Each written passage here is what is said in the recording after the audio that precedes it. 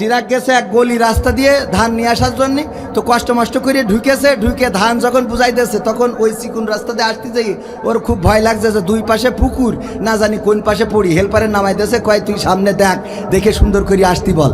তো হেল্পার বলতেছে উস্তাদ ডানি রেখে যেই ডানি দিচ্ছে ডানির পুকুরের দিকে যাচ্ছে। উস্তাদ bye bye bye bye bye উস্তাদ বাই রেখে আবার বাই পুকুরিতে, উস্তাদ ডানি ডানি ডানি ডানি, আবার ডানি পুকুরের দিকে এই দিকে ওই দিকে করতে কয় উস্তাদ ডানি রেখে বাইরে রেখে।